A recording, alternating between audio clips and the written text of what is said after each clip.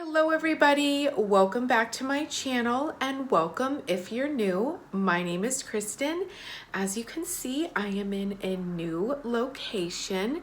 After I moved out of my place in April, I lived in a hotel for a while and then I stayed with some family, and now I am back at the beach with some friends.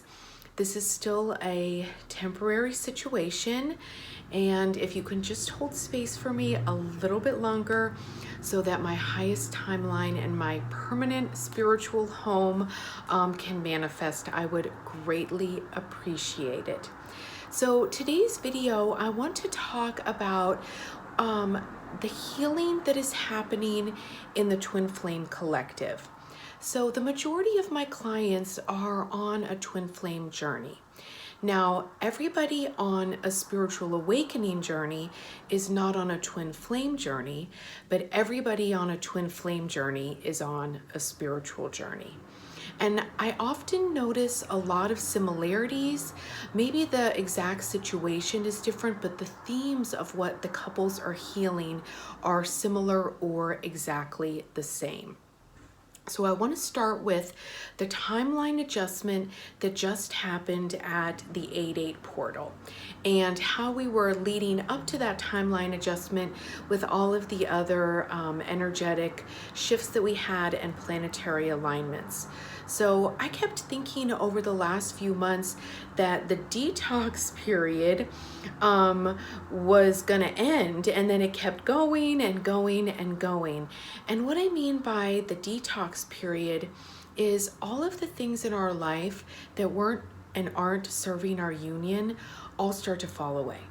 So prior to coming to Earth, when we were in spirit energetic form and saw the life that we would live here on Earth, there was a master timeline that all of us saw and were like, yes, that's it. And life happens and we deviate from that timeline. And so course adjustment, course correction happens in these planetary alignments when we get spiritual downloads, when we get upgrades, when we have certain perceptual shifts. We can get back on our master timeline and get back to our purpose and our mission here on Earth. And so for me, I started to have the massive timeline shift at the beginning of the year. And I was so far off of my master timeline that I literally dumped all of my possessions at the beginning of the summer. And I can tell and feel how my life is auto-correcting. So if you have been in a transitional period over the last few months, if you've had big changes in your life, if you've moved, changed jobs, if profound things have happened in your life over the last few months, if you've acquired an illness, all of these things have happened to get you back on your master timeline. So I can just speak from my own experience that some of the events that are getting me back on my highest timeline didn't feel good, were super uncomfortable, and actually like prompted some mini dark nights of the soul where I just laid in bed and cried because I didn't know what to do. So as twin flames, we have a cosmic mission together. We have a purpose that our love serves beyond just ourselves. And so getting back on our master timeline is an individual thing, but also happens as a couple. And so it can cause disruptive things in the relationship. So what I was noticing, and this is true for all relationships, but communication is key. And oftentimes twin flames trigger each other so badly that we just want to cut off all communication. And I know this from my own personal experience because it happened to me countless times where I didn't know what else to do but just to tell him, don't contact me again, because I was hurting so badly, triggered in my own wounds. Really, actually, nothing to do with him. It was all my own stuff. So as conscious beings on a spiritual awakening, on a spiritual journey, on a twin flame journey of love. Learning to love ourselves is absolutely key. And one of the reasons that twin flames have so many triggers with each other is a lot of us have trauma in our childhood and trauma that continued in our life. So one thing that the 8-8 portal was really helping us do, because it's all about the heart when we're in the Leo energy, is helping us to heal trauma. And one thing that I've noticed on my own healing journey, and also that I've noticed with my clients and in the collective, is it doesn't really matter what the trauma is. And I'm not trying to minimize what happened to you at all, nor am I trying to minimize it for myself and my little girls. I want to honor what they've been through. But whether the trauma was sexual, verbal, physical, emotional, however the trauma happened or occurred in your life, or maybe even in another life, that trauma creates a disconnect of self. That trauma resides in the body. And when I was talking about how I literally cried in my bed after I threw everything away, not even in my bed, in a family member's bed, I could feel the trauma viscerally in my body, purging out, detoxing.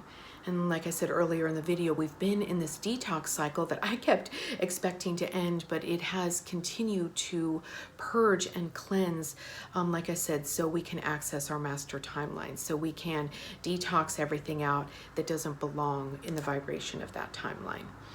So if you have been in a poor communication cycle with your twin flame, working on your own trauma, working on finding yourself again is key.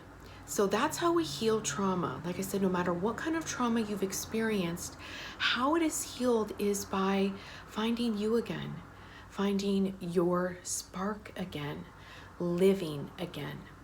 And that can be accessed, and that can be achieved in so many different ways, and it's so different for everyone.